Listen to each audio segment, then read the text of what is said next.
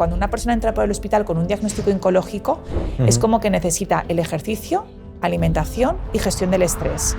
¿Por qué no se hace esto aquí? Ya han salido un par de estudios en la revista Nature en el que ya estaban catalogando una pandemia en los menores de 50 años. ¿Por qué hay tanto caso en gente joven? El estrés no ha ayudado, la alimentación, los cambios no han ayudado y puedes estar comiendo bien, pero es que los tomates o la fruta que estás comiendo ahora no tiene nada que ver con la de hace 20 o 30 años, igual que el cereal. Otro de los factores también en esa parte epigenética, los disruptores endocrinos, el tema de los plásticos, cualquier tipo de contaminante, las cremas, en todo hay disruptores endocrinos. Que de repente veas un cáncer de mama en una persona de 20-22 años, que veas que las niñas la menstruación, en vez de tenerla a los 13-14, ya a los 9 tienen unas alteraciones hormonales diferentes. Y esas alteraciones hormonales o ese equilibrio hormonal no es normal. Está habiendo una descompensación. Y qué mejor que poder controlar epigenéticamente con alimentación y ejercicio físico cualquier tipo también de alteración hormonal. El paciente creo que hay que empoderarlo. O sea, creo que el paciente hay que hacerle como activo, ¿no? O proactivo en su proceso. El problema muchas veces viene en que desde la oncología ortodoxa o convencional creo que no se le da las herramientas o la información suficiente al paciente de cómo manejar todo esto. Y que creo, desde mi humilde opinión, que no interesa tener pacientes activos, interesa tener pacientes pasivos. Tengo casos que les dan 6 meses, un cáncer de pulmón estadio 4, ¿no? Me viene a la cabeza y conmigo ya lleva año y medio. El oncólogo dice, no sé qué estás haciendo. El ejercicio físico sería la mini píldora que yo daría a todo paciente que viniera o entrara por la puerta. Si tú controlas la parte epigenética o controlas las causas que te han podido producir ese tumor, es que tú vas a ir con todas las herramientas para que no vuelva a aparecer. El cáncer yo creo que mueve mucho dinero. No estoy diciendo que no interese curarlo, pero creo que sí que interesa cronificarlo. En este sendero no. Yo me voy encontrando piedras y verdaderamente las piedras me las encuentro más por propios oncólogos o propios profesionales que por pacientes. O sea, yo he llegado a perder pacientes o pacientes que no me han venido porque el oncólogo les ha podido decir. Bueno, pues bienvenidas y bienvenidos a otro episodio de Café con Impulse. La charla de hoy va a ser muy potente, me hace mucha ilusión y creo que va a ser, si no la más interesante, de las más interesantes que vamos a tener aquí en Impulse. No solo por la novedad del contenido, sino por la importancia de lo que vamos a hablar, sobre cáncer. Vamos a intentar entender un poco mejor esta enfermedad, cómo convive con nosotros, por qué convive con nosotros, cómo nos afecta, no solo a nivel del tejido, y posibles tratamientos que hay más tradicionales y nuevos enfoques con esta enfermedad. Y para hablar de todo esto, pues tenemos con nosotros a Lorena Ayez. Bienvenida y muchas gracias por estar aquí con nosotros. Gracias a ti, Alberto, por invitarme. Nada, pues para comenzar, cuéntanos qué es el cáncer. Primero, para que lo entendamos todos un poco más allá de lo que podemos saber, que es una cosa que no debe estar en nuestro cuerpo, y luego qué es para ti en concreto, más allá de una masa que no debería estar ahí. Pues mira, el cáncer, como primera opción te diría que es una enfermedad de envejecimiento. O sea, ya cuando hace ya muchísimos años de normal era que a partir de los 60-70 años, por un estrés oxidativo a nivel celular, se producía pues, una serie de polimorfismos, mutaciones genéticas que conllevaban a poder predisponer. Sí que se ha visto ya últimamente, que luego también comentaremos, que está habiendo ya un declinaje a que aparezca en gente más joven y luego veremos un poco los motivos de por qué ocurre. Entonces, cuando nosotros tenemos un tejido que empieza a proliferar a nivel de fases de ciclo celular, todo tiene que llevar pues, un control, ¿no? Tú vas por una carretera, una autopista y tú vas conduciendo hasta donde tienes que ir. Pero de repente hay unas células que, o bien por una predisposición genética, que yo siempre digo que la parte genética es lo más pequeño que hay, o sea, es un 8 o 10%, ¿no? De lo que tiene que ver en un proceso oncológico, el otro 90% es la epigenética. En la parte genética, pues nosotros tenemos como 2 tipos de genes, unos son los oncogenes y otros son los protooncogenes, que son unos genes promotores de tumores. El guardián del genoma, que se llama P53, ese es el que nos tiene que proteger frente a cualquier tipo de proceso, en este caso tumorogénico, ¿no? Y cuando ese guardián del genoma se queda totalmente bloqueado, se queda inestable, pues ya sea por una mutación, por una alteración de un polimorfismo. Las células llevan un crecimiento totalmente descontrolado. Entonces es como si nosotros cogiéramos un saco de patatas y tenemos todas las células metidas dentro del saquito, pero de repente queremos meter en un saco de patatas de 4 kilos, meter 6 kilos de patata. Eso se va a romper. Ese crecimiento descontrolado empieza ya las células a abordar un tejido o a abordar un sitio que no deberían de estar. Y de ahí a nivel local pues puede pasar o bien por vía linfática o bien por vía sanguínea. Siempre todo proceso parte de un tumor. O sea, nosotros tenemos una masa, como bien has comentado, Alberto, y esa masa pues, puede ser pues, un tumor de mama, pueden ser también los procesos benignos, porque no tenemos que olvidar que no siempre aparece, o sea, para que pueda desembocar en un proceso como cáncer, ha habido pues, una alteración de las células, una metaplasia, una displasia, o incluso una hiperplasia, que es un crecimiento también de una proliferación celular. Y puede ser que una persona desarrolle tumores benignos, pues un lipoma. Puede ser también, por ejemplo, pues que desarrolle un osteoquondroma, o sea, tumores que no tienen como tanta agresividad, o de repente que digas, vale, hay un crecimiento mucho más descontrolado, hay una predisposición más alterada y que ese proceso pues ya conlleve a desembocar ya en unas células tumorales malignas, como es lo que nosotros llamamos con nombre de carcinoma. Luego, cada tipo de tumor, dependiendo del tejido donde se origina, tiene como un nombre y unos apellidos. Entonces, si es en la mama, pues es un tumor de mama, pero puede ser un carcinoma. Si se origina en un ducto, es un ductal, en un lobulillo, lobulillar. Si tenemos, por ejemplo, un tumor a nivel, por ejemplo, de partes blandas, pues a veces están los sarcomas. Es muy típico, por ejemplo, a nivel del tejido muscular o osteotendinoso. O los procesos que yo llamo de sangre, ¿no? Que son los linfáticos, las leucemias o los linfomas. Entonces, claro, luego ya, dependiendo qué tipo de, pues eso, de alteración, pues ya se va un poco originando lo que es el nombre y apellidos del tumor. Vale. Has comentado que eso, que el problema de la genética es un tanto por ciento pequeño. Es importante también entender por qué prolifera, ¿no? un tipo de células que acaban desembocando en un cáncer. O sea, ¿qué hace que esa célula viva o no viva? Entender su medio. Sí, ahí, por ejemplo, entraríamos porque, mira, yo siempre hago un poco la explicación para que también se pueda entender, porque un cáncer, yo siempre la comparo a dos cosas, o bien a una herida que no ha curado o a un embrión. Yo creo que si ponemos esa semiología es muy fácil de entender. Las células tumorales, nosotros, en el 2006 se detectaron los hallmarkers de cáncer, que se llama, que fueron detectados por Weinberg y Hamber. Entonces, ellos son unas marcas proliferativas.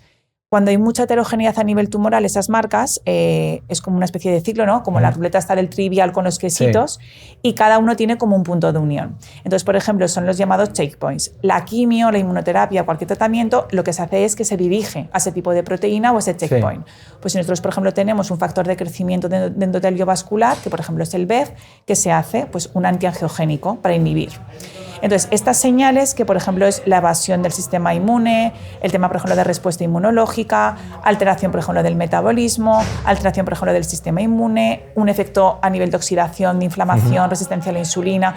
Claro, todas esas señales están conllevando que haya un crecimiento descontrolado y que las células, en este caso tumorales, creen como un microambiente tumoral que escapan de estas señales. Yo siempre digo, ¿no? Lo mismo que estábamos cuando tenemos una orden, ¿no? O tenemos un policía, que es nuestro sistema inmunológico, nuestros linfocitos T, nuestras natural killer, los linfocitos T reguladores, que van dirigiendo.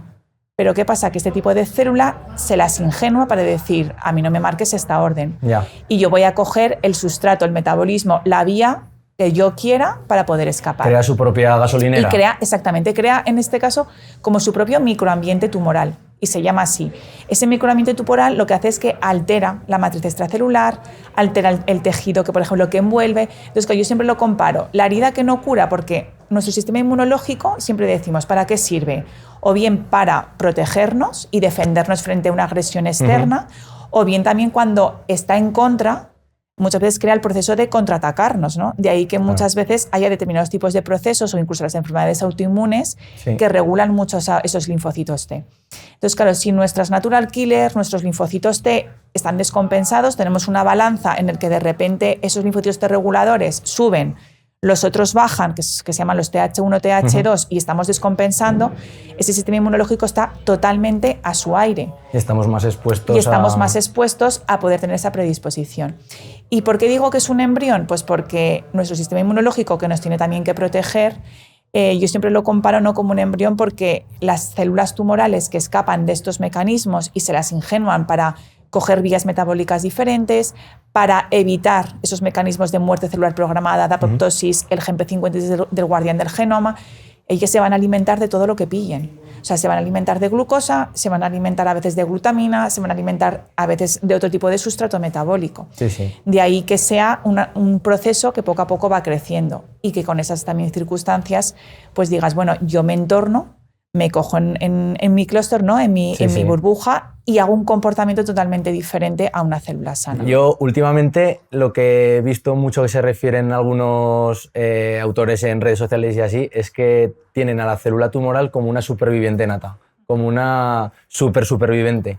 O sea, no hace caso muchas veces a los tratamientos, genera su propio ambiente, genera su propia comida y no solo destruye lo de alrededor y tal, sino que crea su super burbuja, lo que decías. Claro, el microambiente tumoral que comentas. Además, eso es una de las cosas que luego también, si quieres, lo comentaremos, el por qué muchas veces dices, porque un tratamiento, a mí me están dando un tratamiento, pues que han hecho un ensayo clínico y que luego ese tratamiento, o sea, la quimio empezó desde el gas mostaza, ¿no? La mostaza nitrogenada, que yo digo, hay algunos, o los taxanos, ¿no? Que dices, madre mía, hay veces que se evoluciona y está muy bien, pero no deja de ser que hay determinados ciclos, por ejemplo, a veces en procesos linfoproliferativos o en determinados tumores de mama, se sigue poniendo una quimio de hace 20, 30 años igual. Yeah. Entonces, claro, es algo como muy tóxico. Y cuando muchas veces te preguntas, ¿por qué de repente me ponen un tratamiento y me vuelvo resistente y el tratamiento deja de hacer efecto? Por lo que estás comentando, Alberto, es que ya la célula tumoral se las ha ingeniado para crear, o sea, crea como unos clústeres que dices, vale, yo me encierro aquí, hace que la quimio no pueda atravesar directamente a donde tiene que ir y provoca una resistencia y un parón. Independientemente de eso, es lo que luego también comentaremos. Si ya tu propio sistema inmunológico no es capaz y lo estamos inmunodeprimiendo más, igual tenemos que hacer algo externamente para poder reforzar también todo eso. Sí, que ahora iremos a hablar un poco de cómo llegar a mejorar ese ambiente alrededor de las células y para que no tenga tan fácil el llegar a nutrirse o el llegar a sobrevivir, ¿no? ¿Qué otros factores, porque has comentado el tema de tener el sistema inmune pues, en baja forma, digamos, o el sistema más inflamatorio? Esos serían como unos factores de riesgo. O sea, ¿qué factores de riesgo consideras importantes para decir, joder, pues una persona que no haga esto, o una persona que tenga obesidad, por ejemplo, o diabetes, es un factor de riesgo, por ejemplo, para poder desarrollar este ambiente pobre en nuestro organismo para que se desarrolle ese tipo de enfermedad? Pues mira, yo siempre digo que independientemente de la teoría de la mutación somática, que eso ya queda un poco, yo creo que ya al haber dicho que hay porcentaje tan bajito de parte genética, yo creo que ya, o sea, a todos los que nos escuchen les va a quedar claro que la parte epigenética... Esto está demostrado y redemostrado. Y redemostrado. No es una cosa que... O sea, la teoría de la mutación somática ha quedado ya por los suelos. Entonces, el factor epigenético, que es ese 90%, es todo lo que nosotros podemos hacer o lo que puede predisponer. Tú tienes un cáncer de mama, te pueden hacer un estudio genético y yo si tuviera que decir de 100 pacientes, igual tengo 1 o 2 que tienen un BRCA positivo. Entonces el porcentaje es muy pequeño. ¿Qué pasa? Que luego tú tienes que investigar o saber qué factores han podido predisponer. Cuando hay una enfermedad oncológica, cuando hay un cáncer, todo parte de una inflamación crónica de bajo grado. ¿Qué pasa? Que eso es la punta del iceberg, ¿no? Yo, por ejemplo, digo, vale, pues yo puedo ir, que de repente no un tema hormonal, ¿no? Y me salen granos en la cara y digo, yo tengo el granito a consecuencia del acné. Pero nos estamos centrando en la consecuencia, que es el grano, no en la causa. ¿Cuál es la causa? Pues lo que has comentado, hay una alteración metabólica, hay un proceso inflamatorio que está creando estrés oxidativo con una oxidación y aumento de radicales libres, y luego esa descompensación, esa alteración metabólica es una resistencia a la insulina. De ahí que la obesidad y la diabetes sean factores predisponentes a cualquier tipo de tumor. Claro, la inflamación crónica no viene de una inflamación aguda, tú te haces un esguince, ¿no? Tú como fisio dirás, vale, yo tengo un paciente, ¿no? Sí. Ha tenido una lesión, Sí. tengo un esguince, traumática, tal. algo agudo Algo y ya local. está. Pero algo crónico, que ya está afectando a nivel sistémico, que no es algo local, como tú bien has dicho, o sea, ahí nos tenemos que dar cuenta que tenemos que atajar otras vías diferentes y tenemos que complementar con más medidas, porque un cuerpo, generalmente en un proceso oncológico, hay veces que avisa. O sea, hay pacientes que yo digo, tienen, ¿no?, la triada, ¿no?, de tengo obesidad, tengo diabetes, tengo la tensión alta. Ostras, pues que a mí no solo me preocuparía tener un colesterol alto o tener un sobrepeso. Igual me preocupa que esa inflamación crónica me puede predisponer a tener, o sea, ya no un cáncer, sino cualquier Muchas tipo de cosas, enfermedad mayor, en cualquier tema, por ejemplo, cardiovascular. Claro. Entonces, esa inflamación crónica, que es como la punta del iceberg o esa alteración metabólica, está partiendo de muchas cosas de debajo que estamos dejando escondidas. Entonces, el cáncer en general, yo siempre digo, son como más de 200 enfermedades. O sea, tienes pacientes que han podido tener alteraciones, por ejemplo, a nivel de enzimas hepáticas. Han tenido, por ejemplo, esguinces o procesos inflamatorios de repetición. De repente te Esos son cuentan... señales que... Claro, en una analítica de normal, a veces dicen, ¿me hago una analítica como algo preventivo? Sí. No tiene por qué salir. O sea, no tiene por qué salir. La analítica te puede salir completamente normal.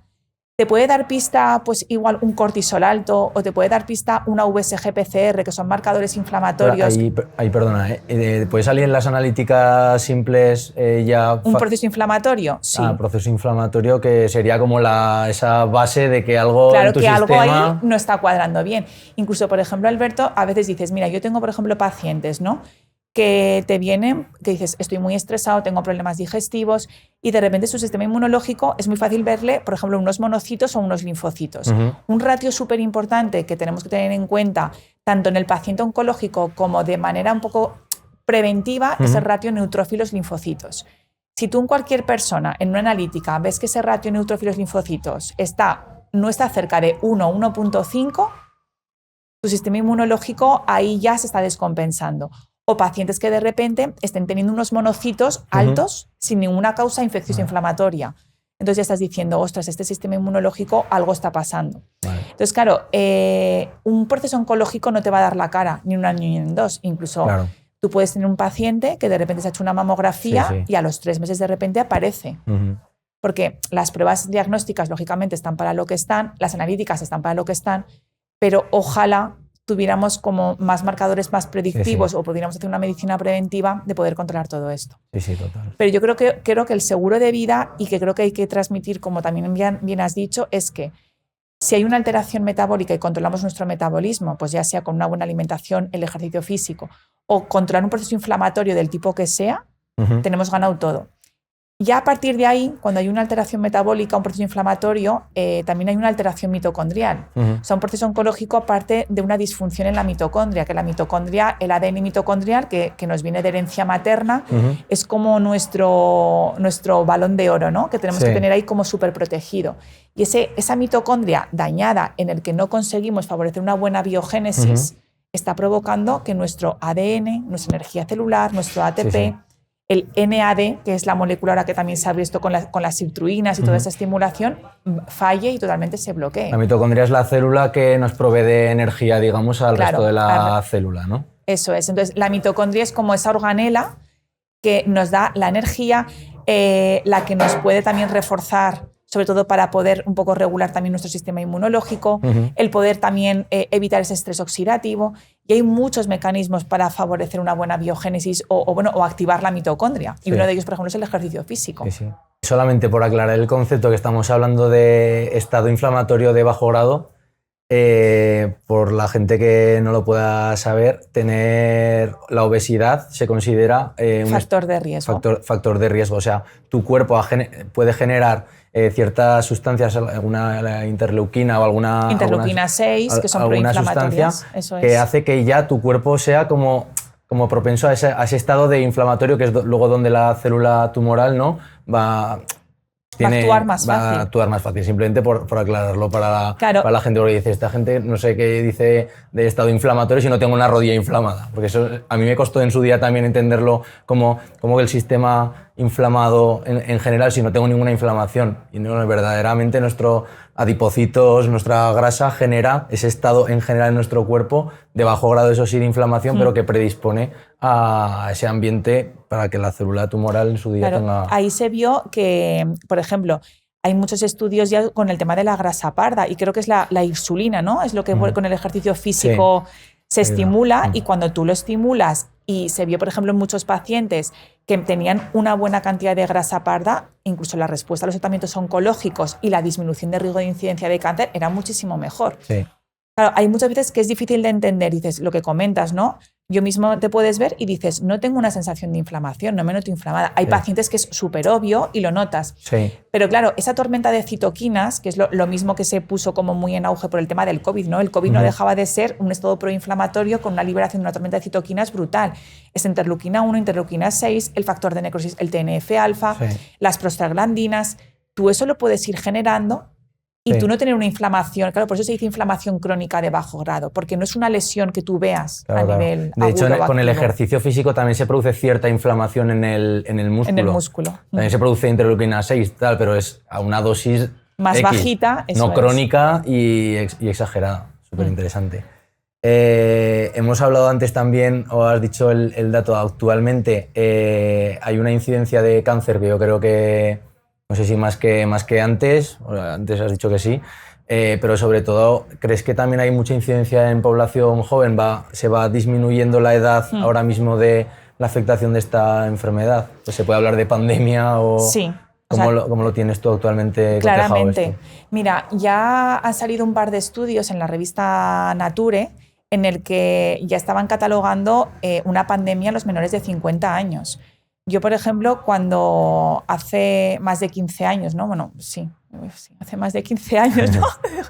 Cuando con la residencia y demás, es que lo normal era ver pacientes de 65, 70, lógicamente ves gente joven, pero cuando ahora vienen, no sé, te llaman, ¿no? Y vienen pacientes a la clínica, es que el rango entre 30 y 50 es brutal. O sea, tienes gente pues eso, de 70 y tantos, en que tú dices que normalmente hay muchos factores que predisponen, porque lo que hemos dicho, o sea, es una enfermedad por envejecimiento. Sí.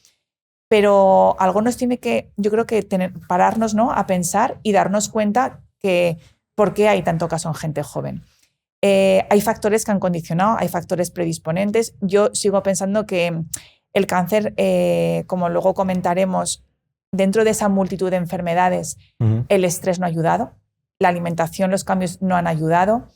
El ejercicio físico, es verdad que ahora yo creo que hay que darle mucha más importancia, como luego comentaremos. Claro, antiguamente el ayuno era normal, ¿no? Sí. La gente, yo qué sé, pues bisabuelos y toda esta gente comía 2 veces al día y no pasaba al revés. Y el tema, por ejemplo, del estrés, yo siempre decía que era un estrés bueno, un eustrés. El distrés de ahora no es ni medio normal. Estamos continuamente intoxicados de cortisol. Claro. Entonces, el cortisol no deja de ser algo también proinflamatorio. Y de repente te das cuenta que cuando tú ves a un paciente y dices, vale, tengo un tumor, por ejemplo, a nivel digestivo, ¿no? Y puede tener, lógicamente, pues una gastritis, puede tener una predisposición de un Helicobacter pylori que pueda condicionar, pero luego te das cuenta que hay múltiples factores que condicionan haber tenido ese proceso. Y prácticamente yo creo que el estrés y cómo gestionas todo eso, la inactividad física. Los trabajos que ahora mismo han cambiado mucho, ¿no?, a lo largo de los años. Antes, o sea, venimos de ser recolectores y cazadores, ¿no? Claro. Y lo hemos cambiado por una silla, un ordenador. Así es. Y esporádicamente, pues, juego un partido de pádel una vez a la muerte, semana. Una vez a la semana, pero luego está. sigo con mi sedentarismo, nuestro móvil, nuestro ordenador, o sea... En ese sentido, nuestra actividad física yo creo que sí que es un factor de riesgo no solo para el cáncer, sino para todo, cardiopatías, osteoporosis, diabetes, cualquier cosa. En este caso el tema del cáncer, pero el cambio brutal de la sociedad en lo que respecta a moverse me parece tremendo y no sé cómo revertir la bola de nieve que se ha hecho tan gorda de tecnología, sofá, tal, a cambiarlo por más actividades. Ese es nuestro gran reto, aquí a nivel de Impulse por lo menos, de que la gente por lo menos diga, salgo del sofá y me voy a mover. Claro, y ¿sabes lo que pasa? Que yo creo que también hay, o sea, la práctica del ejercicio físico, o sea, tú mismo, ¿no? O sea, mejor que tú o que Pablo, o sea, sabéis el ejercicio físico no es la actividad física. Hay mucha gente que yo creo que se ha puesto, ¿no?, el de los 10.000 pasos diarios, sí. que lo respeto y que está genial. Pero ¿qué es lo que te hace? O sea, lo que hemos dicho de esas vías, lo que te hace estimular mecanismos de autofagia, es el ejercicio de fuerza. Sí. Por supuesto que tú puedes irte a andar, puedes caminar, está perfecto, como si quieres meterte en una clase de zumba. Sí. Mejor que quedarte en el sofá siempre va a ser. Sí, pero claro, ya vivimos lo que dices, vivimos estresados, vivimos siempre, pues lógicamente, pues en el sillón, continuamente de un lado para otro, en el coche. Anteriormente todo eso no era. Claro. Lo mismo que yo siempre hago hincapié en la alimentación. Dice, muchas veces me preguntan los pacientes, pero si yo como bien o como una dieta mediterránea. Claro. Que es para ti comer bien, ¿no? Claro, y puedes estar comiendo bien, pero es que los tomates o la fruta que estás comiendo ahora no tiene nada que ver con la de hace 20 o 30 años, igual que el cereal. Entonces, claro, ya hay mucho producto transgénico. No tenemos que dejar o no tenemos que olvidarnos otro de los factores también en esa parte epigenética, los disruptores endocrinos. O sea, los disruptores endocrinos, a mí, por ejemplo, Nicolás Olea, que para mí creo que a nivel de tóxicos y disruptores es el mayor referente que hay a nivel nacional, cuenta cosas que cuando yo me leí el libro dije, madre mía, o me meto a mí y a mis hijas en una burbuja, no saldrías. Claro. Porque dices, bueno, el tema de los plásticos, el tema de cualquier tipo de contaminante, las cremas, en todo hay disruptores endocrinos. Y otra de las cosas también que, por ejemplo, yo ahí he notado mucho es, por ejemplo, en el cáncer de mama. En el cáncer de mama, la edad más precoz, que de repente veas un cáncer de mama en una persona de 20, 22 años, que veas que las niñas la menstruación, en vez de tenerla a los 13, 14, ya a los 9 tienen unas alteraciones hormonales diferentes. Y esas alteraciones hormonales o ese equilibrio hormonal no es normal. Está habiendo una descompensación. Y qué mejor que poder controlar epigenéticamente con alimentación y ejercicio físico cualquier tipo también de alteración hormonal. Hemos hablado antes que el cáncer nos lleva a afectar a diferentes vías y podemos predisponer al organismo luego de cardiotoxicidad, etc., por los tratamientos que llevamos.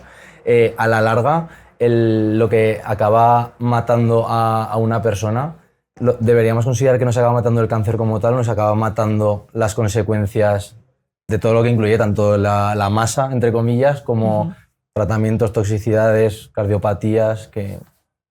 Pues mira, cuando yo, por ejemplo, veo por ejemplo, a los pacientes, hay muchas veces que les digo los efectos que tú estás teniendo, o sea, ya sea una anorexia, ya sea procesos de artralgias, de neuropatías, esa consecuencia del tratamiento. Sí. O sea, tú puedes tener esa masa, ¿no?, o esas células tumorales en el que a ti te están poniendo un tratamiento, o bien te han hecho una cirugía, o bien luego te ponen una quimio, un inmuno, lo que sea, pero los efectos secundarios y lo que tú estás desarrollando es a consecuencia de ese tratamiento, no a consecuencia del tumor. De ahí la importancia que yo creo que hay que hacer ese manejo integral. ¿Por qué? Porque a ti te dan una quimio, o te pueden poner una radioterapia, o incluso te pueden dar un tratamiento de inmuno, y ese estrés oxidativo que está provocando con una alteración de la fase del ciclo celular, el tratamiento, pues ya sea un taxano, un carboplatino, el fármaco que sea, tú lo tienes que intentar luego revertir lo mejor posible. Entonces, es muy lógico pensar, o para que, por ejemplo, lo que nos están escuchando, ¿no?, si tú tienes una oxidación, yo lo revierto antioxidando. De ahí, por ejemplo, que a veces en pleno tratamiento sería incoherente si a ti estás oxidando ponerte ahí un pool de antioxidantes, lo puedes hacer después, ¿no? Sí. Y con todo eso, por ejemplo, se refleja en que muchas veces esa cardiotoxicidad o esa favoración de esos efectos, por ejemplo, secundarios, conlleva a que está provocando en ese microambiente una hipoxia a nivel celular. Esa quimio está provocando una falta de oxigenación no solo en la célula tumoral, sino en la célula sana. Y el enemigo, que en este caso es el propio tumor y que tú tienes que ir con todas las armas, ¿no?, todas las herramientas posibles para luchar contra él, también tenemos que tener en cuenta que tenemos que luchar contra los tratamientos que nos están dando. Entonces, claro, si a mí, por ejemplo, tengo un dolor neuropático o tengo una rigidez articular, pues igual tengo que hacer un tipo de ejercicio para evitar esa rigidez articular, para hacer que ese tejido conectivo y esa matriz extracelular, al menos luego, esa pérdida de colágeno, esa pérdida de elasticidad de agua, pues no provoquemos una rigidez en una persona que igual tiene 40 años y que a los 45, o sea, esté ya con unas artralgias brutales. O si, por ejemplo, en esa persona estamos produciendo una hipoxia celular, no quiero que acabe con una hipertensión al cabo de unos años. Claro. Entonces, de ahí la importancia de, que luego yo creo que ahora me comentarás, de ese abordaje, ¿no?, de los efectos secundarios. Es muy importante, sobre todo, hacer que el paciente entienda que la labor que tú puedes hacer o la labor que yo puedo hacer es para acompañarles en este camino o en este sendero, para revertir unos efectos que a largo plazo, todo tipo de cardiotoxicidad, todo tipo de tratamiento de quimio, ¿no? Por muy bueno que sea la intención. Claro, te va a provocar esas toxicidades que están dañando ya tu mitocondria y tu ADN. Y te está dañando esa molécula de ATP, esa NAD, ¿no? Esas vías. Entonces, claro, tú necesitas esa parte para que luego tú en la fase de regeneración estés como lo mejor posible. Sí, sí. En este caso, hablando un poco de esas consecuencias que pueden tener los tratamientos, ¿cuáles son esas consecuencias que tú normalmente más ves en los pacientes? ¿Fatiga? Pues mira, lo más llamativo, por ejemplo, Alberto, claro, luego nunca hay que extrapolar, ¿no? O sea, si tú, por ejemplo, yo siempre digo que yo siempre veo al paciente, nunca tienes que ver al cáncer, ¿no? Al tumor en sí, porque ya bastante están los protocolos, y a ti sabes que te van a poner un tratamiento, pero tú tienes que saber el paciente. Entonces, a ti te viene un paciente y dices, vale, es un paciente con un cáncer de mama que le van a poner este tratamiento de quimio. Yo esa quimio ya sé que le puede provocar astenia. Generalmente, cuando un paciente está inmunodeprimido, el cansancio, la bajada de defensas es lo más llamativo. Sé que le puede provocar neuropatías o eritrodistessia, ¿no? Esas parestesias también se producen sobre todo por algunos fármacos. Sé que le puede provocar atrofia o pérdida de masa muscular, le puede provocar anorexia, le puede provocar artralgias. O sea, los efectos dependen sobre todo del fármaco que te estén dando, ¿no? No es lo mismo una paciente que está sometida a una hormonoterapia en el que puede tener pues eso, los dolores articulares, alteraciones de coagulación, sofocos, dolores de cabeza, que un paciente, por ejemplo, que está con un Taxol, en el que de repente pues, su sistema inmunológico se va a inmunodeprimir, le va a producir, por ejemplo, más hormigueos, más tendencia a la neuropatía. Y cuando tú tienes ese paciente dices, vale, me olvido que es un cáncer de mama, me olvido que es A, B, la paciente que sea, y trato o enfoco ese tratamiento en función de lo que el paciente me cuente. Yo siempre digo, tú tienes un poco que globalizar, pero si tú te leyeras el prospecto de un antibiótico, hay gente, claro, no te lo tomarías o te puede dar una diarrea como que no te dé nada. Claro.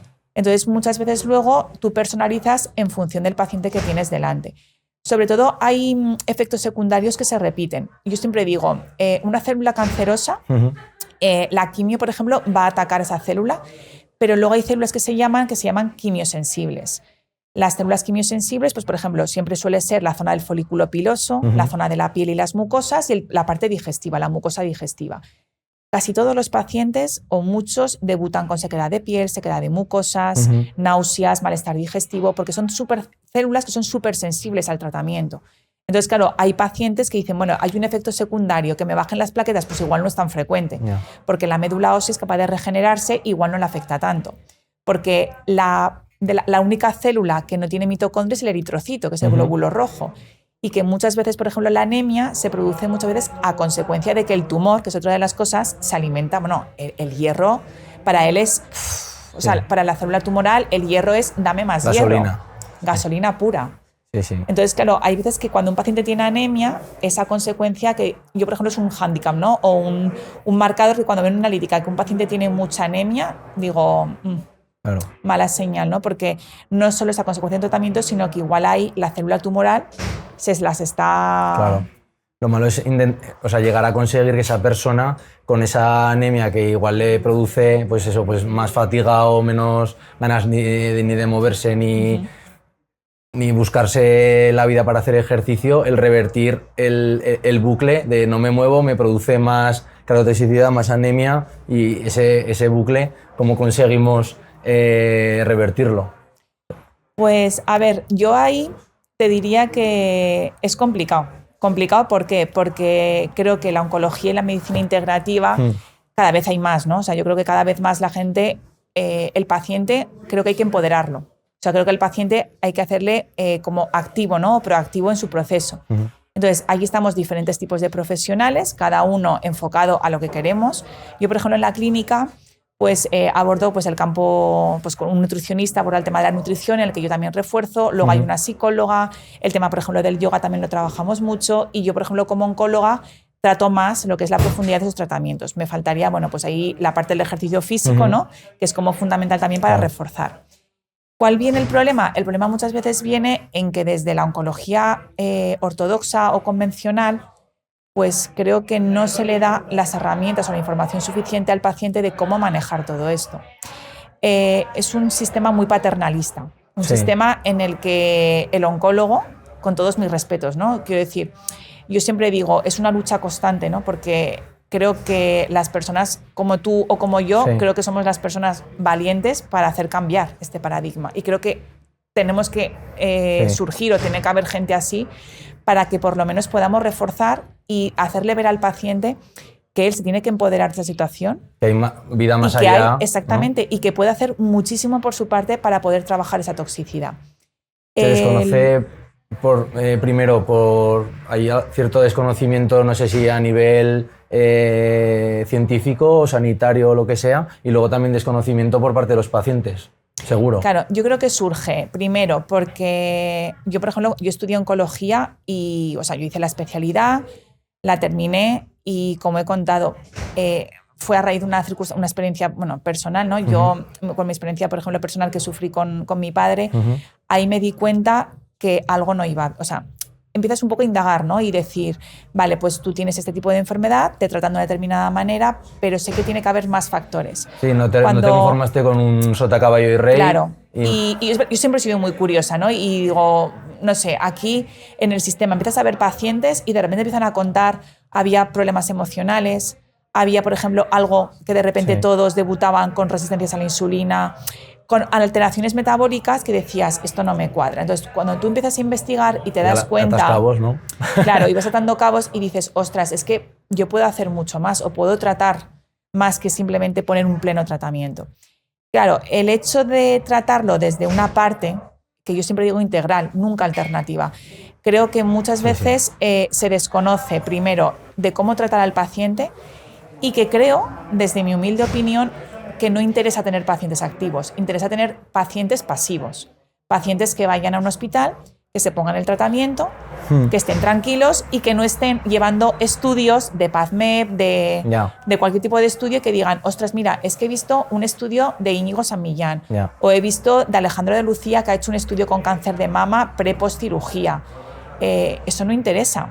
O sea, interesa a un paciente que vaya al hospital, que me haga caso, que encima tú le digas que puede comer de todo, que no me esté moviendo con la cabeza con muchísimas cosas y que me deje tranquilo. Entonces, está eso y está también en que cuando tú algo no lo conoces, lo rechazas. Claro. En vez de preocuparte. Yo, por ejemplo, me daba cuenta, y en la clínica lo vivo, ¿no? Yo digo, tengo casos que les dan 6 meses y de repente contigo ya un cáncer de pulmón estadio 4, ¿no? Me viene a la cabeza y conmigo ya lleva 1 año y medio. El oncólogo dice, no sé qué estás haciendo. Algo, o la quimio, tal. Magia. Claro, pero pregunta qué está haciendo esa paciente. Interésate. Porque esa paciente está haciendo ejercicio de fuerza, está llevando un buen abordaje en oncología integrativa con una buena nutrición oncológica, está trabajando con tratamientos nutracéuticos. Interésate, porque esa paciente está yendo bien y hay otros que igual no. Pero bueno, yo creo que hay otros intereses de por medio. Sí, eso se podía extrapolar yo creo que a muchos niveles, tanto a nivel político, de tener a la población también cuanto más callada mejor, pero como a nivel de aquí. O sea, yo podría decir que como fisio me interesa mucho más tener a pacientes que vengan recurrentemente con dolor de espalda o dolor de rodilla. Me puede interesar a mí, pero no es mi forma de ver a la gente, y a mí me gusta tratar a la gente de manera, pues lo que dices, empoderada, enseñarle ejercicios para que no dependas de venir aquí, que yo sea el último recurso y yo te ayudaré en lo que haga falta para enseñarte más cosas, pero luego hacerte independiente, porque no solo hacer ejercicio te va a mejorar el dolor, sino te va a mejorar psicológicamente y de muchas otras vías. Pero cambiar ese paradigma me parece... Cuesta mucho. Y yo siempre, por ejemplo, he dicho que creo que el ejercicio físico sería la mini píldora que yo daría a todo paciente que viniera o entrara por la puerta. Claro. O sea, es que la capacidad que tiene, o sea, ya no sea a nivel inmunológico, a nivel de inflamación, incluso estimula mecanismos de apoptosis, que es muerte celular programada, resistencia a la insulina. O sea, es que te estás trabajando ya los 4 puntos que hemos estado hablando de poder controlar una enfermedad oncológica como es así. Una vez el tratamiento se da, pues reduce también esa fatiga. Claro, la fatiga, ¿no? las artralgias, los dolores articulares, la capacidad, por ejemplo, el V2, ¿no? La capacidad que a nivel de oxígeno, de consumo de oxígeno, o sea, es un valor predictivo en cuanto a capacidad funcional, disminución de riesgo a nivel de recaída, recidivas locorregionales, mejor resistencia, incluso, por ejemplo, respuesta a los tratamientos. Sí. Antes lo hemos comentado fuera de cámaras. Actualmente cualquier médico, fisio, enfermero, me da igual. Cualquier profesional es capaz de asociar que tenemos un sobrepeso y mandarnos ejercicio. Tener diabetes, mandarnos ejercicio. Porque una enfermedad que además nos mata, tenemos una herramienta súper potente, no para curarla, que de mi boca nunca saldrá que el ejercicio te va a curar el cáncer, pero joder, tiene una herramienta y un impacto tan grande en tu organismo para por lo menos no ponérselo tan fácil al cáncer, ¿no? Esa sería un poco la cosa. No se lo pongas tan fácil, haz ejercicio, nútrete bien y tal, porque eso no es el abordaje, es una pregunta abierta, ¿no? Yo creo que vuelve a estar un poco con lo mismo, ¿no? Porque, a ver, el paciente por riesgo de que pierda peso, por riesgo de esa caquexia, anorexia, por el mismo riesgo de la astenia, es quédate en tu sofá, estate sentado, estate tranquilo, no te muevas. O como mucho, vete a dar un paseo de media hora y ya está, porque supuestamente si tienes una anemia, como has comentado, o tienes una astenia, como te pongas a hacer un ejercicio de fuerza, a ver cómo me acabas. Claro. Y es todo lo contrario. O sea, tú lo que tienes que hacer, yo siempre lo digo, pues por ejemplo, si tú vas a tener un tratamiento de quimio, qué mejor que intentar hacer un ayuno controlado, o sea, ya no digo un ayuno de 24 horas, porque luego tú tienes que individualizar, pues eso, cada tipo de prescripción a la persona o al paciente en concreto. Pero si tú coges y matas de hambre a la célula tumoral, intentas con el ejercicio, pues eso, ahí, ¿no? Ahí fue un poco todo lo que es el tema de la fosforilación, ¿no? El efecto Warburg, ¿no? Que yo creo que es el origen, ¿no? De todos los procesos, y que creo que todo oncólogo debería de conocer el efecto Warburg, porque ya no es un premio Nobel, ¿no? Sino que directamente te estás diciendo que en cambios en citoplasma, carencia de oxígeno, las células se las está ingeniando por mecanismos de fosforilación oxidativa, de encontrar el mecanismo y la gasolina que ella quiera. Pero en cuanto a esa capacidad que tiene el ejercicio, esa capacidad, por ejemplo, que hay determinados tipos de nutrientes o micronutrientes que son capaces también de provocar o evitar ese efecto también oxidativo a nivel también mitocondrial, ¿por qué no darlo? Muchas veces lo que se hace, yo creo que hay un poco es lo mismo, ¿no? Creo que puede ser o falta de desconocimiento o porque no interesa. Yo creo que muchas veces el tema, por ejemplo, pues eso, de comentar o poder estimular también a una persona, lo que pasa es que no le veo muchas veces ningún sentido, porque dices, ostras, un ejercicio físico que sea controlado hay que individualizar, pero por ejemplo, en pacientes, lógicamente, pues si te vienen con un linfedema o te vienen con unas metasosias, pues claro, tú lo tienes que controlar, las cargas, los pesos, la flexibilidad. Pero un ejercicio bien controlado, a no ser que haya una contraindicación o que te vengan con determinadas contraindicaciones, es que va a ser totalmente beneficioso. La astenia y el cansancio, como has comentado, Alberto, es que lo vas a mejorar, porque vas a mejorar la oxigenación. Y contra más armas vayas a luchar contra el enemigo, es que más efecto terapéutico vas a tener. Por partes, lo del efecto Warburg, por explicarlo de manera muy, muy simple, en la mitocondria, que ya hemos visto que es nuestra gasolinera para sacar energía para nuestra vida, ahí se dan varias vías, ¿no? de energía. La célula tumoral utiliza una vía que acaba dando, por ejemplo, lactato, usa la glucólisis. La glucólisis anaerobia. Eso es. ¿Vale? Que es una vía rápida o medio rápida de energía, ¿no? Sería como al hacer un sprint, no en la arrancada, pero al minuto del sprint, ¿vale? Y luego tendríamos una vía de energía que sería más con oxígeno, más oxidativa, que es la buena, digamos, que es la que en una carrera o después de un sprint, a largo plazo, es la que acabamos quemando glucosa y grasas, ¿no? Más o menos. Entonces se trata con el ejercicio, uno de los beneficios que se tiende a hacer con esto es usar el ejercicio, sobre todo el aeróbico, en esa zona 2 famosa, porque lo usan ciclistas, en la V2, eso etc. En centrarte en la parte esa, en la glucólisis oxidativa, para no darle gasolina con el lactato, etc., a la célula tumoral. Claro, ahí, por ejemplo, lo del lactato, hay un estudio que sacaron, por ejemplo, hay una línea, la MCF7, en cáncer de mama, que creo que es un estudio que lo ha sacado Íñigo San Millán. Y en ese estudio claramente expone en que pacientes ejercicio físico con liberación de lactato dependiendo de esa liberación de lactato, había una mayor o menor respuesta a los tratamientos. Claro, lo que tú no sabes, por ejemplo, el lactato o la liberación, por ejemplo, del lactato, hay un marcador en las analíticas que es la LDH, la lactato deshidrogenasa, es una enzima que todo paciente oncológico hay que pedirlo. Y yo cuando esa enzima ya la veo alta o de repente hay una progresión en esa enzima, algo te está diciendo que otra vez la célula tumoral está haciendo lo que quiera. Sí. Claro, porque puede ser, bueno, esto es una pregunta para más adelante como para cerrar, pero una vez que un paciente puede tener un cáncer que le has dicho, ya estás curado, se puede decir estás curado, o puede tener cierta resiliencia esa célula de estar ahí, que has acabado conmigo, pero estoy ahí a la mínima, voy a intentar tirar para adelante. A ver, yo creo que una de las preguntas que, por ejemplo, te hacen muchos pacientes, sobre todo, es si me voy a curar o el tratamiento. Claro, extrapolar o, bueno, los oncólogos en general, el decir que estás curado nunca lo sueles decir. No se puede decir claro, el cáncer. Ojalá, curado. Exactamente. Hay muchos pacientes que tú sabes que cuando le haces el diagnóstico, un cáncer de mama en un estadio 1, tú ya sabes que esa paciente tiene más de un 95% de supervivencia y sabes que esa paciente va a ir bien. Siempre está el miedo, ¿no?, a la recidiva, el miedo. Pero claro, si tú controlas la parte epigenética o controlas las causas que te han podido producir ese tumor, es que tú vas a ir con todas las herramientas para que no vuelva a aparecer.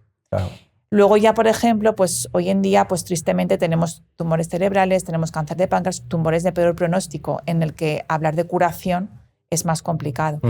El abordaje, por ejemplo, que siempre todo paciente tiene que intentar hacer es un abordaje integral. Integral en el sentido de que si tú haces alimentación con NCA, la NCA son tratamientos nutracéuticos, nutrición celular activa, que lo que hace es que favorece una estimulación, una biogénesis mitocondrial y está dando a la célula los nutrientes que ella necesita. Pues, por ejemplo, pues podemos hablar de omega 3, podemos hablar de la vitamina D. La vitamina D es una prohormona, pero es fundamental para el sistema inmunológico. Nada tiene que ver o se queda corta en solo hablar de una osteoporosis o para tema de huesos. Y luego, por ejemplo, algo que yo también estoy implementando mucho también en mi clínica es el trabajar también con lo que se llama los fármacos off-label o la combinación de sinergias de fármacos off-label. Ahora han sacado un estudio del tema, por ejemplo, de la aspirina, ¿no?, a dosis bajitas con cáncer de colon. El propanolol es un beta bloqueante. El propanolol, hay estudios en ratones en que disminuye la carga de estrés. Es un beta bloqueante que te va a disminuir la tensión arterial y te va a disminuir la taquicardia y la carga de estrés. Tienes 3 factores que te están condicionando a poder predisponer un terreno que está con una hipertensión o un terreno hipóxico. Una hipertensión en un tejido no debería de existir. Entonces, utilizar esos fármacos, que igual te vale 8, 9 euros, la simvastatina o la metformina, ¿no? La metformina es un antidiabético. Y tú lo has dicho, ¿no? Obesidad y diabetes predisponen a un cáncer. Si yo cojo y doy metformina controlada a dosis bajas, estoy controlando otra vía metabólica del tumor. Y la metformina, ya te digo que no tiene nada que ver de precio con una quimio o con una inmuno.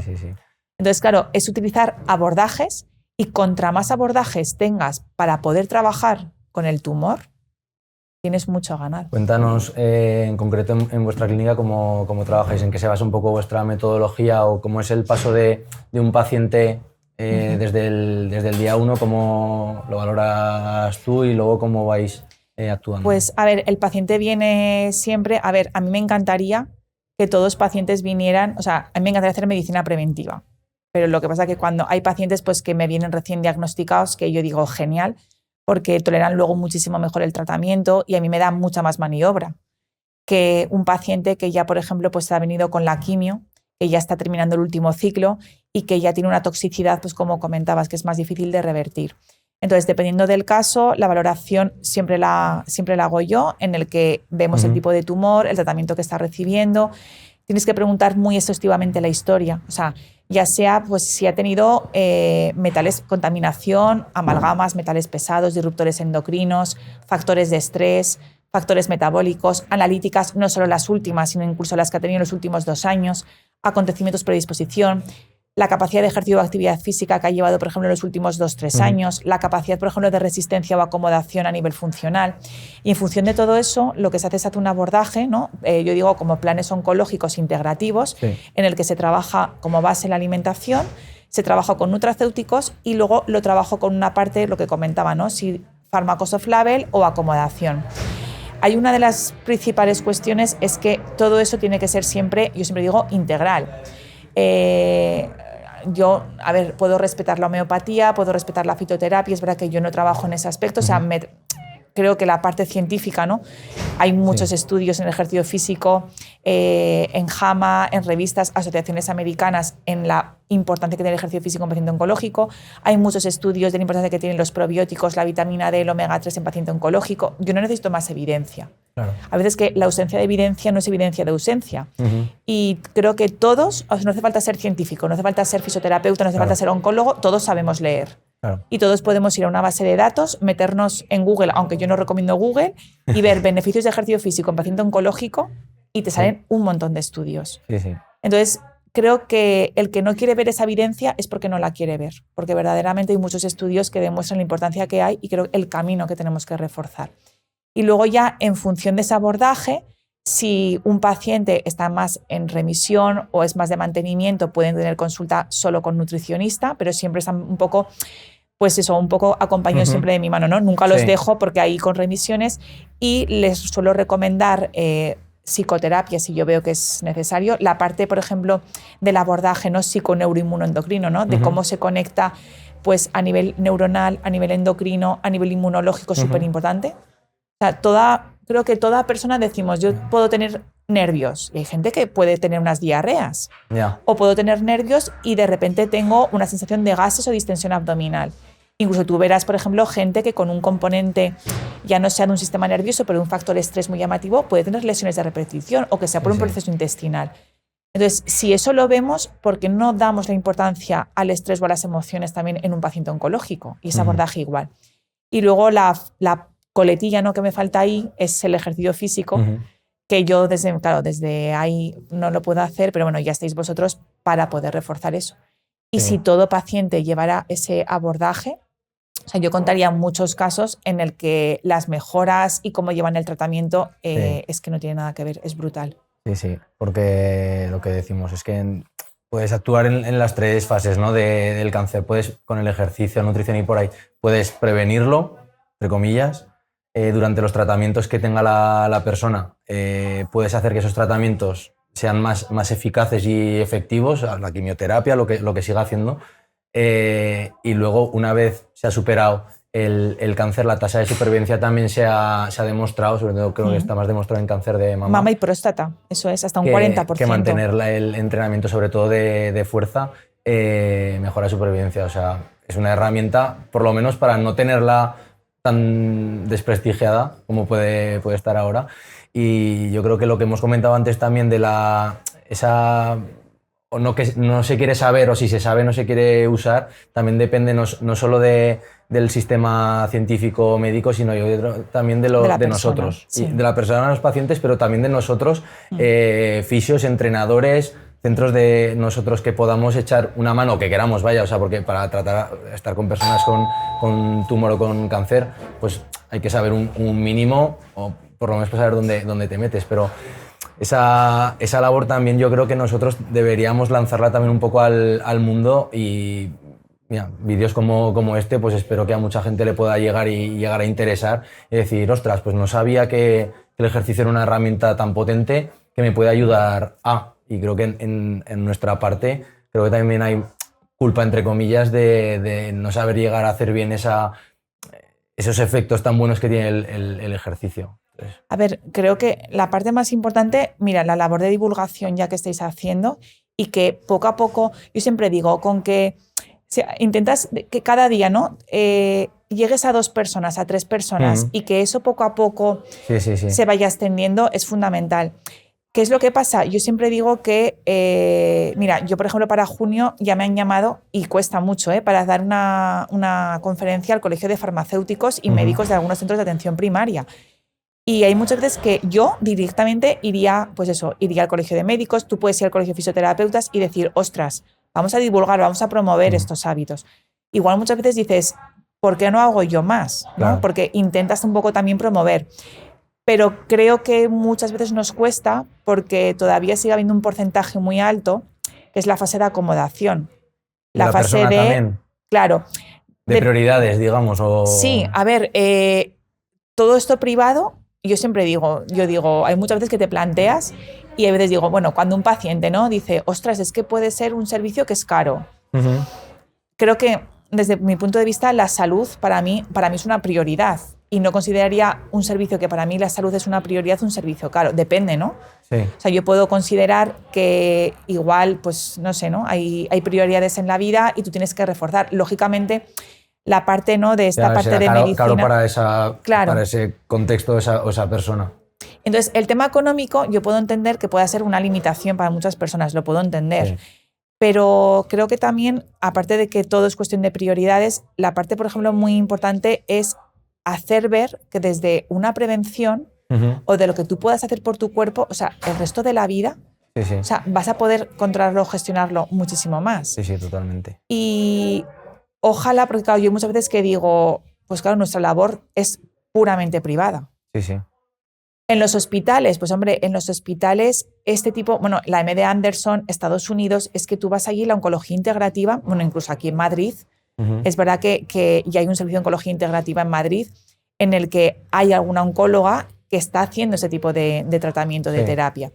Y cuando tú vas a Estados Unidos, la oncología integrativa es normal. Yo tengo, por ejemplo, un par de pacientes de Estados Unidos que me dicen, pues bueno, yo te contacté contigo y tal, porque son pacientes de aquí, pero es que es totalmente lógico y coherente el que cuando una persona entra por el hospital con un diagnóstico oncológico es como que necesita el ejercicio, alimentación y gestión del estrés. Sí. Y es que ya se lo ofrecen, incluso hasta el yoga, ¿no?, que los profesores de yoga son súper reconocidos ahí. Sí. ¿Por qué no se hace esto aquí? Yo diría que igual tiene que llegar, porque yo lo que he llegado a ver en los hospitales de aquí sí que es un servicio, por ejemplo, de rehabilitación cardíaca, ¿no? Y tienes a la gente haciendo bicicleta, claro, o pulmonar, o tras un ictus, o sea, tras un ictus tú haces, sí. Y más allá de que esa persona estará con sus medicamentos X para mejorar su arteria, su colesterol, lo que sea, hace su ejercicio. Pues yo creo que tiene que llegar por algún lado. O sea, si ya se ha llegado a eso, va a decir, vale, el corazón nos mata, el corazón, las arterias más nos matan, el tumor nos mata, ejercicio. O sea, tendrá que llegar en algún momento. Yo confío en que llegue.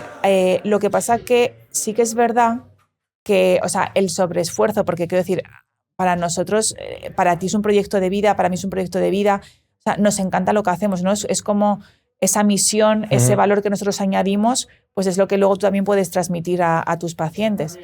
Pero hay muchas veces que yo pienso, Alberto, que estamos dando vueltas alrededor de lo mismo. Me refiero, hay muchísimos estudios, la inmunoterapia para mí creo que es o sea, la prefiero antes que la quimio, o sea, porque es verdad que es tu propio sistema inmunológico, tus propios linfocitos T los que están luchando contra el tumor. La terapia CAR, brutal, ¿no?, los procesos a nivel de linfomas, leucemias y tal.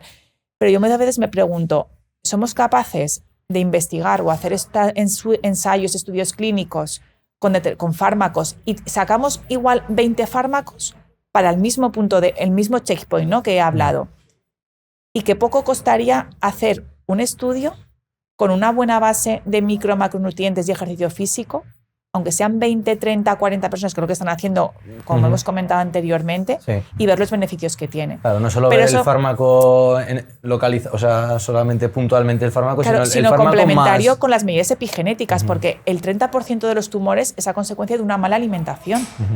Entonces, claro, es un dato que está totalmente, o el riesgo que hay de sarcopenia, anorexia o desnutrición, porque hay una mala respuesta al tratamiento. Claro. Pero igual no interesa. El cáncer yo creo que mueve mucho dinero, y mucho dinero desde la parte interna. Entonces, el ejercicio físico, el tema de la alimentación, el tema de hacer un abordaje integral, pues no estoy diciendo que no interese curarlo, pero creo que sí que interesa cronificarlo. Y cronificarlo de la manera que muchas veces yo creo que el sistema o la gente quiere. Duro, pero puede ser cierto, ¿eh? Seguramente. Como en muchas cosas en la vida hay cosas detrás que no podemos controlar, y el mundo está hecho así, y la gente valiente, como puede ser tú o lo que sea, pues intenta decir, oye, que hay esto, ha salido esta luz. ¿Sabes? Mira, yo por ejemplo, a veces es muy sencillo, ¿no? Y a ti te pasará. Tú tienes una lesión, y yo a veces pongo el ejemplo, pues por ejemplo, de las nefronas, ¿no?, de las células que nosotros tenemos en los riñones. Si tú sabes cómo funciona una nefrona, y esa nefrona va a ser la misma dentro de lo que es el parénquima renal, imagínate que hay 200 o 300. ¿Tú para qué quieres hacer 300 ensayos o estudios clínicos con 300 fármacos si ya tienes uno que va contra la nefrona? Ya. ¿Me entiendes, no? Sí. Ostras, enfócate en gastar ese dinero en herramientas que sabes que van a ir bien. Ya. Sí. Entonces, bueno, ahí lo dejo. Ahí lo dejo como reflexión. Sí. Hay una cosa que sería más baratilla a nivel mundial que se llama ejercicio y comer bien, que pues mira, es mejor tener a la gente pues consumiendo fármacos. Pues puede ser, digo que no. Hablando de los abordajes ahora hay nuevos como la inmunoterapia y demás, y tratamientos tradicionales, ¿cómo combináis vosotros en la clínica vuestro abordaje integral más abordaje tradicional? Y no solo cómo lo hacéis, sino a la persona cómo se le vende, entre comillas. Vale, pues mira, en dependencia del tratamiento siempre se le dice que según el tratamiento que vaya a recibir, se tiene que hacer un tratamiento tanto nutracéutico como plan de alimentación y demás, acorde a ese tratamiento y a la toxicidad. Entonces yo siempre les digo, tú tienes que seguir recibiendo el tratamiento que te están poniendo, o sea, ya sea la inmuno, ya sea una quimio o el tratamiento que sea, pero yo te voy a reforzar en ese tipo de alimentación, esos tratamientos nutracéuticos, esos fármacos off-label para poder conseguir y poder hacer ese abordaje. El hándicap que siempre me encuentro es que tienen que comentarlo al oncólogo, porque el oncólogo les ha dicho que todo lo que se salga de la quimio o de la inmunoterapia pues puede interaccionar. Hombre, está claro que yo creo que ya, no sé, ¿no? Mis conocimientos al menos ya me dan en que si, por ejemplo, le ponen una capecitabina o le ponen una inmunoterapia, yo lo que no voy a hacer es inmunoestimular. Ahí, no simplemente por ser oncóloga, sino que ya por sentido común, tenemos que intentar hacer que ese fármaco, ese tratamiento siga haciendo ese efecto. Pero como he comentado, ¿no? A ti te están provocando por una fase de ciclo un estrés oxidativo brutal. A partir de las 72 horas, en el que ya ese mecanismo de acción ha disminuido, vamos a regenerar el cuerpo. Pues igual te puedo meter algo más de polifenol, algo más antioxidante, te puedo meter algún nutracéutico como un omega 3 que es antiinflamatorio.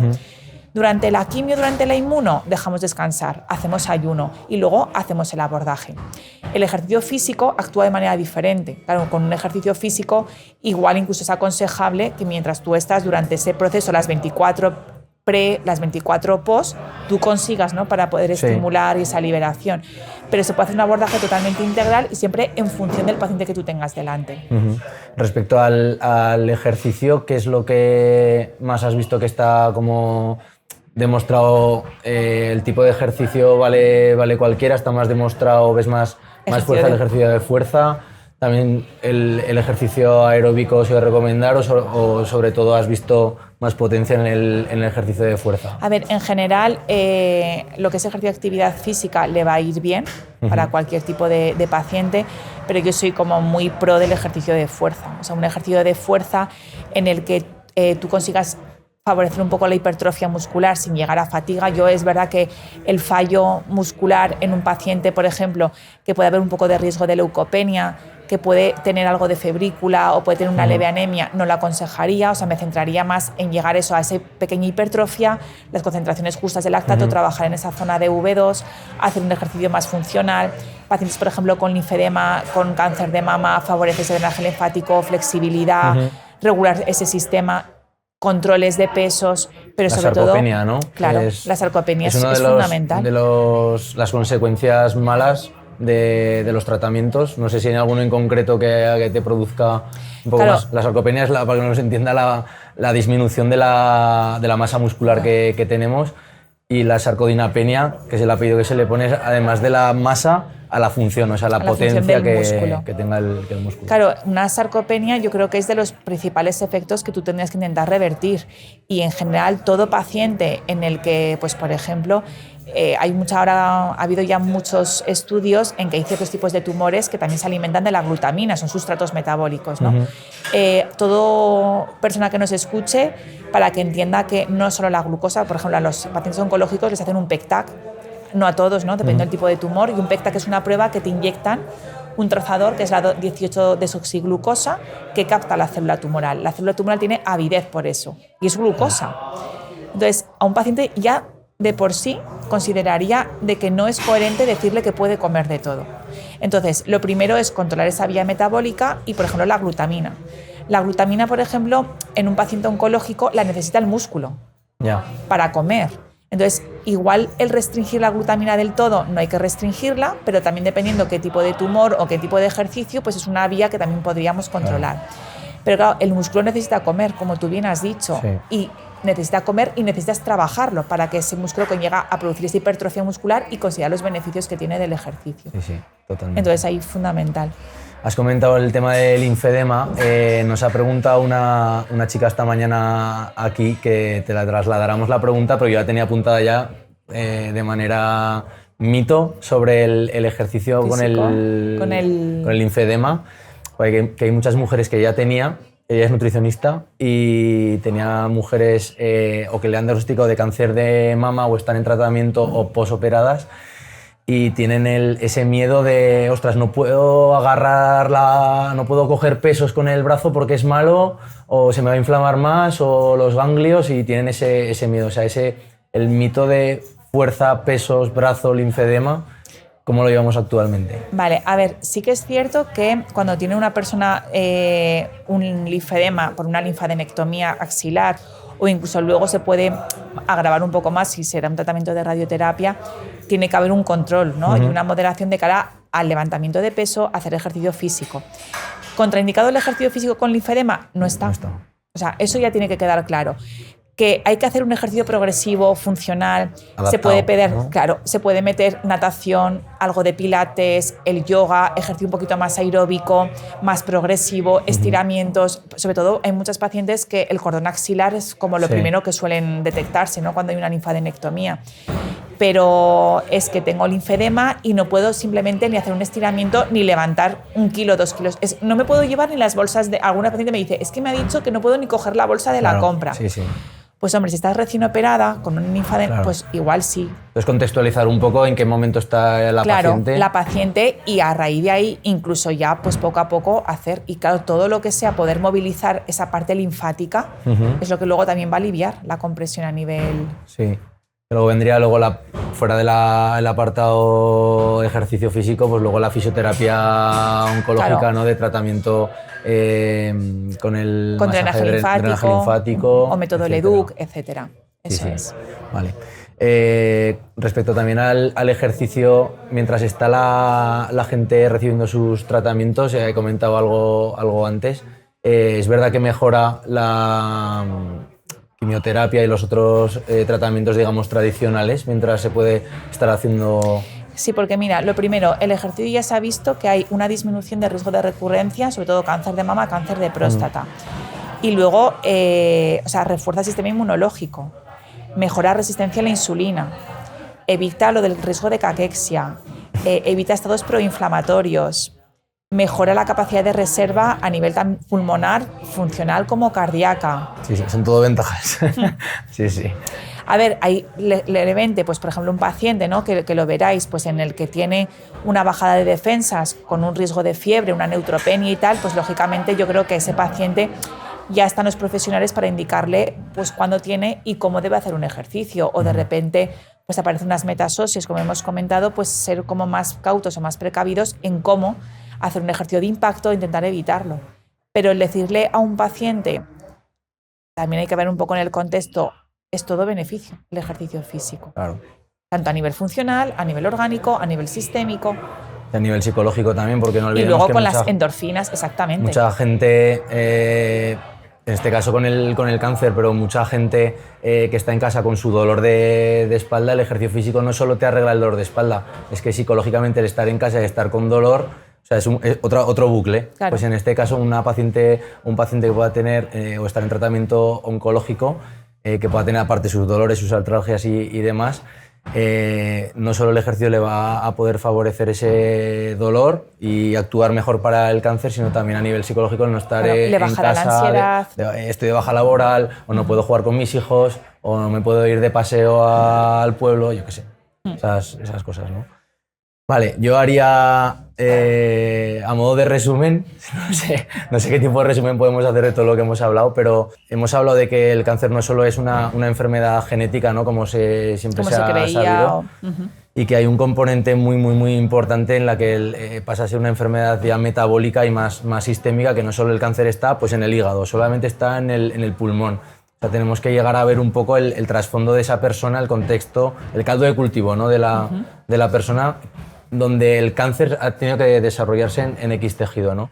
Y cómo podemos, con terapias integrativas como haces tú, mejorar todo ese caldo de cultivo.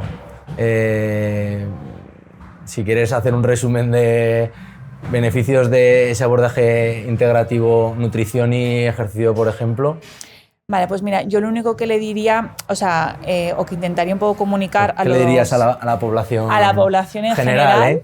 O si quieres a una población general y pacientes con oncológicos. Vale, a ver, en general yo creo que todo el mundo, para mí creo que nuestro cuerpo, ¿no? Es el que tenemos que estar el resto de nuestra vida con él. Entonces es el que tenemos que intentar cuidar lo máximo posible, y el cuerpo, desde un abordaje integral, también influye en la mente. Entonces, el que tú puedas gestionar muy bien toda la parte mental con toda la parte física es primordial.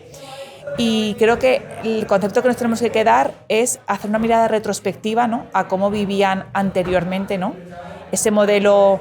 Ahora, por ejemplo, hay poblaciones como los Chinook o los Hadza, en los que sí que se ha visto que apenas hay riesgo de cáncer.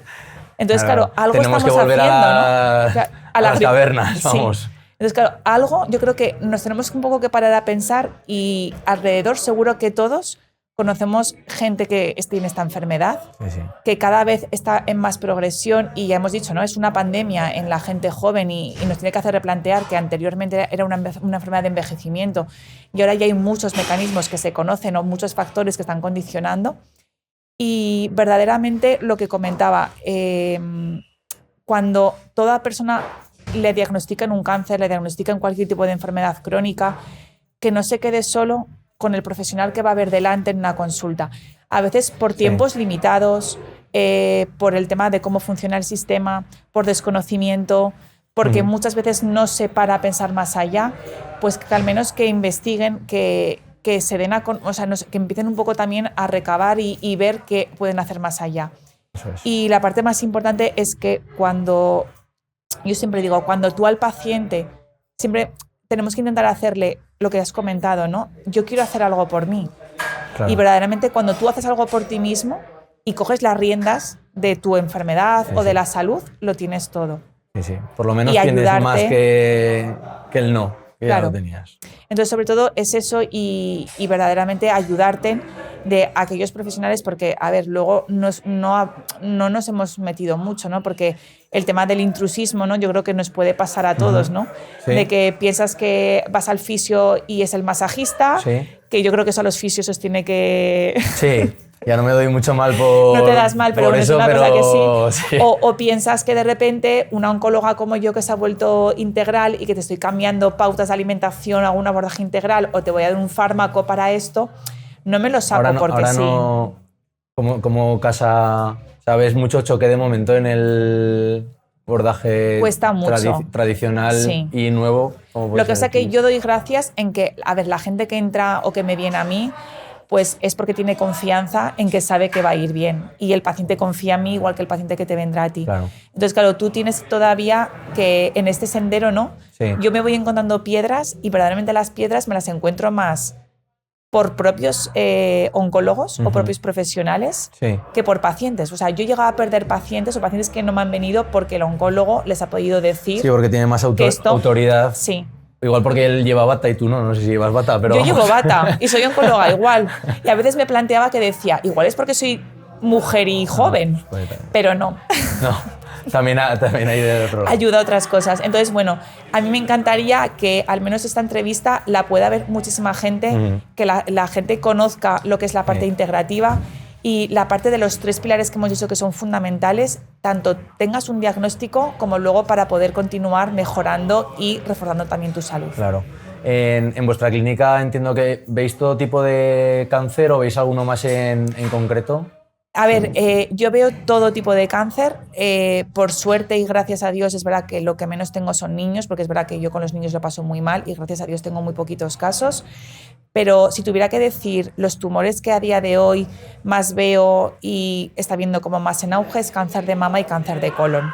Son los dos en el que también incluso gente joven y está viendo como más progresión. ¿Ves también que en ese tipo de cáncer también el abordaje que tú haces tiene más poder que en otro tipo de cáncer, claro, por ejemplo? Yo, por ejemplo, me puede venir un cáncer de páncreas o me pueden venir tumores cerebrales y es verdad que tratas, pero dices, ostras, aunque yo haga abordajes diferentes o trabaje vía metabólica, son casos que ya de por sí muchas veces los tratamientos y demás es más complicado porque todavía es lo que comentaba, ¿no? Damos vueltas a lo mismo en procesos de mama, incluso en pulmón, hemos avanzado mucho, pero hay tumores que siguen siendo muy resistentes a los tratamientos. Claro, eso el paciente también lo tiene que llegar a entender. Bueno, o sea, no creo que un paciente vaya con Lorena y diga, Lorena me va a curar el cáncer, ¿no? No, a ver, tienes algún caso que sí que es verdad que cuando ha habido como mucho fracaso o dices, o de repente el tratamiento no me está haciendo efecto, te vienen a ti para que sea el milagro.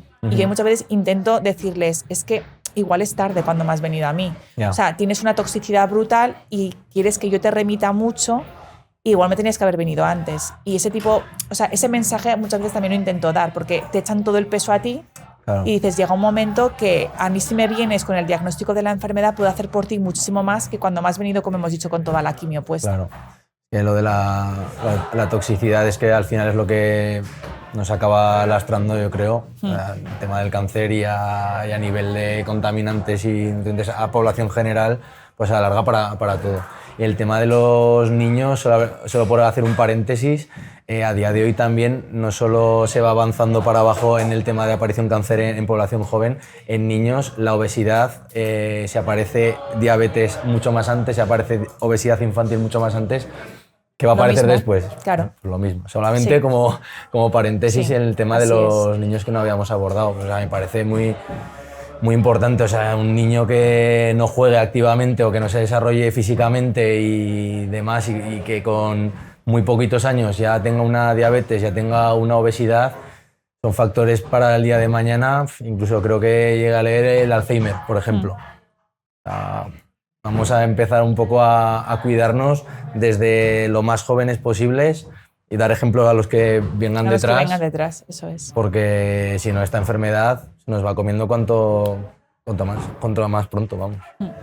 Nada, para acabar, si quieres, decirles a todos dónde te pueden encontrar, si hay personas que tengan o preguntas, que seguramente hay gente de fuera de Zaragoza que te pueda preguntar cosas o venir o lo que sea, gente de Zaragoza que te pueda encontrar para tratarse, diles dónde pueden encontrarte. Vale, pues a ver, en la clínica lleva mi nombre, que es Clínica Doctor Ayed, está la página web y luego también estamos en Instagram. Y es verdad que es un tipo de servicio que factiblemente pues yo llevo gente, como he comentado, gente online, el que puede hacer consultas también fuera de Zaragoza y bueno, tenemos aquí la clínica presencial, cerquita del Parque Miraflores y en la página web sale un poco todo cómo suelo hacer el abordaje y demás. Genial. Pues por mi parte ya estaría. Si crees que se ha quedado algo en el tintero. Yo creo que no, pero bueno, nos daría igual para otro café tranquilamente. Sí, para dos. Sí. Pues nada, por mi parte un gusto haberte tenido, me ha parecido súper interesante y nada, muchas gracias por haber venido y compartir tu sabiduría con nosotros. A ti, Alberto. Gracias. Nada.